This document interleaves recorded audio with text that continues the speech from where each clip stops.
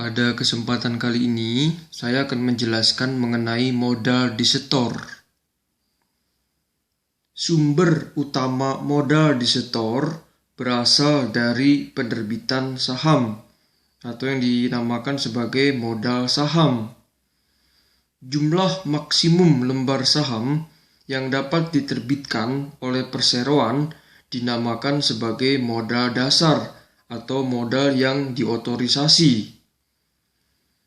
Besarnya modal dasar atau yang dikenal dengan istilah authorized capital ini biasanya disebutkan di dalam akta pendirian perusahaan. Keseluruhan jumlah modal dasar sesungguhnya mencerminkan dua hal. Yang pertama adalah untuk memenuhi kebutuhan modal di awal pendirian perseroan. Dan yang kedua adalah sebagai antisipasi untuk memenuhi kebutuhan modal di masa mendatang. Jadi, jumlah lembar saham yang diotorisasi atau modal dasar umumnya akan melampaui jumlah lembar saham yang diterbitkan atau yang dijual pertama kali. Sedangkan sisanya akan diterbitkan atau dijual lagi secara bertahap sesuai dengan jumlah kebutuhan modal nantinya. Jika seluruh saham yang diotorisasi telah terjual, maka perseroan harus memperoleh izin dari negara untuk merubah akta pendirian sebelum dapat menerbitkan tambahan saham lagi. Pengesahan atau pengotorisasian modal saham tidaklah memerlukan ayat jurnal akuntansi karena peristiwa ini tidak memiliki efek langsung terhadap besarnya aset maupun modal pemegang saham. Akan tetapi, pengungkapan atas jumlah lembar saham yang diotorisasi tetap akan diperlukan di dalam laporan posisi keuangan, yaitu pada bagian modal pemegang saham. Jumlah lembar saham yang beredar atau outstanding adalah jumlah lembar saham yang telah diotorisasi, diterbitkan, dan dimiliki oleh pemegang saham. Atau dengan kata lain, saham yang beredar ini berada di tangan pemegang saham. Dalam keadaan tertentu, perseroan dapat menarik kembali beberapa sahamnya yang telah beredar dari tangan pemegang saham. Besarnya nilai saham dinyatakan dalam satuan unit moneter yang dinamakan sebagai nilai pari atau par value. Nilai pari saham sering dianggap sebagai legal capital. Saham juga dapat diterbitkan tanpa nilai pari atau yang dikenal dengan istilah no par stock.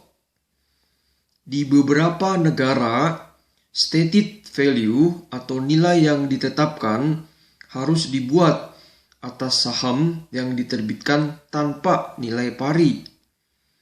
Hal ini dilakukan dengan maksud untuk menentukan besarnya legal capital atau yang dikenal sebagai modal resmi atau modal yang sah, yang dimana legal capital ini merupakan jumlah kontribusi minimum investor atau pemegang saham terhadap kreditur perusahaan, khususnya apabila aset perusahaan tidak mencukupi dalam menutup kewajibannya. Jadi, baik nilai pari maupun nilai yang ditetapkan sesungguhnya sama-sama dianggap sebagai legal capital.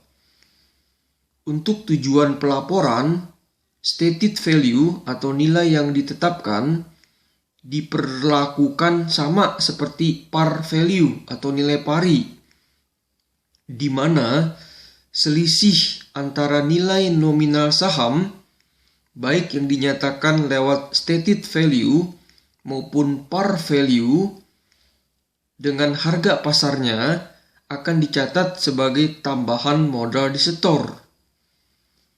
Untuk di Indonesia, seluruh saham yang diterbitkan memiliki nilai pari. Dengan kata lain, tidak ada saham yang diterbitkan tanpa nilai pari. Ketika perseroan hanya memiliki satu jenis atau satu kelas saham, maka saham tersebut dinamakan sebagai saham biasa atau yang dikenal dengan istilah ordinary share. Setiap lembar saham biasa memiliki hak yang sama.